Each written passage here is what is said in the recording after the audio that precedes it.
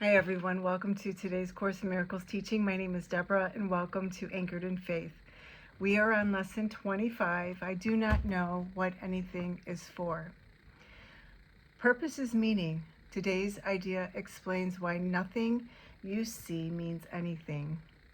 You do not know what it is for, therefore it is meaningless to you. Everything is for your own best interests. That is what it is for. That is its purpose. That is what it means. It is in recognizing this that your goals become unified. It is in recognizing this that what you see is given meaning. You perceive the world and everything in it as meaningful in terms of ego goals. These goals have nothing to do with your own best interests because the ego is not you. This false identification makes you incapable of understanding what anything is for. As a result, you are bound to misuse it.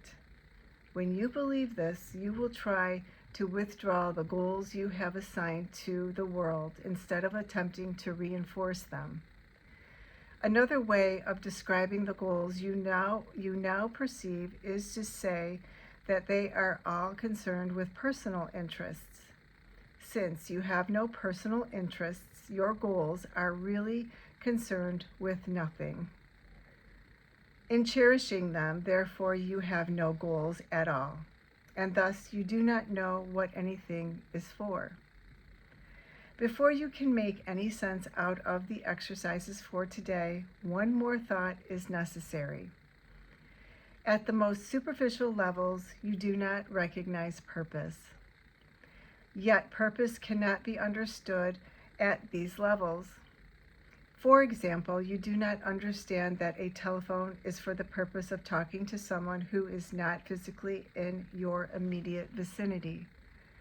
What you do not understand is what you want to reach him for. And it is this that makes your contact with him meaningful or not. It is crucial to your learning to be willing to give up the goals you have established for everything. The recognition that they are meaningless rather than good or bad is the only way to accomplish this.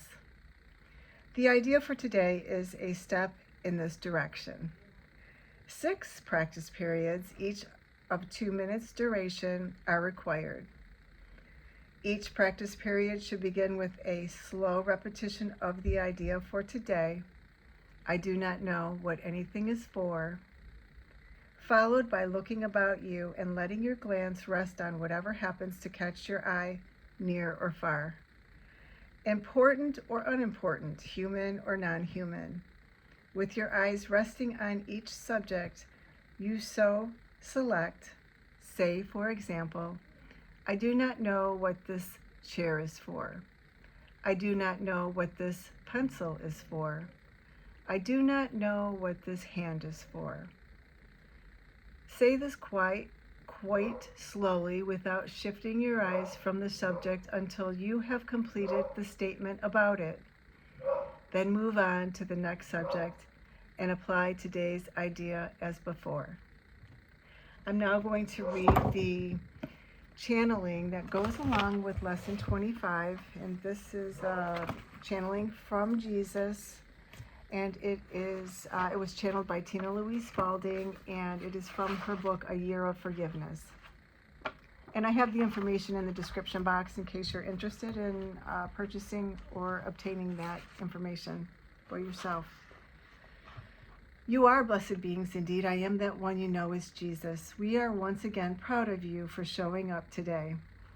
We know that your world is a busy one. We know that your mind works counter to these teachings in many ways.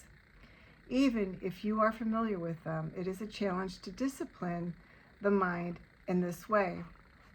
This is something you notice now, and as you get toward 5 or 6 practice periods throughout the day, you forget them.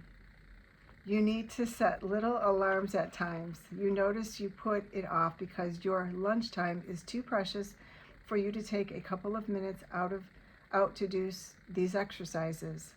You will say, I might look foolish. I can't find the time.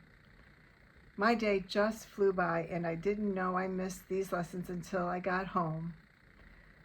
Then suddenly the light went on in my mind and I thought, oh my goodness, I've missed 4 practice periods today. This is normal. We don't want you to beat yourself up about it. We want you to witness the error and correct it.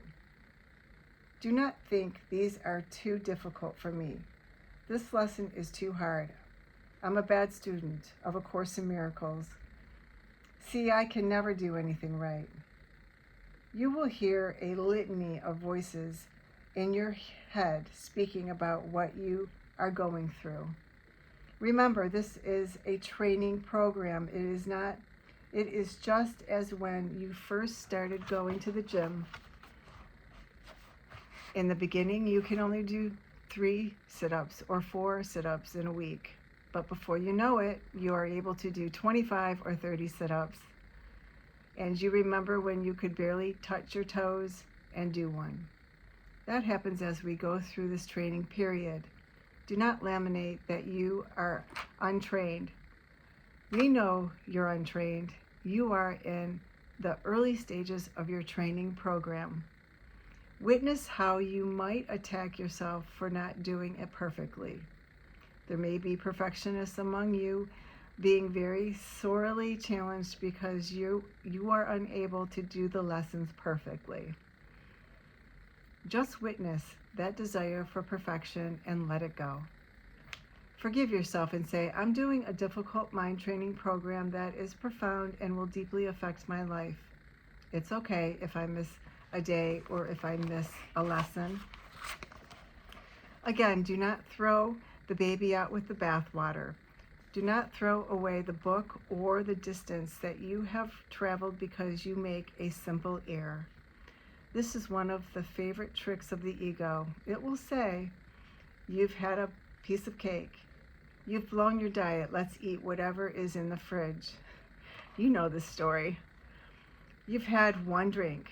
You were on the wagon for a month. Let's drink the whole bottle. This is a self-sabotaging aspect of the ego that you are all very familiar with, and it will try to assert itself as you get further along in the lessons. This is the beginning of your forgiveness practice. You forgive yourself and say, I forgot that lesson. I will do the next lesson at the appropriate time, and I will not look at the past and contaminate the present with that guilt.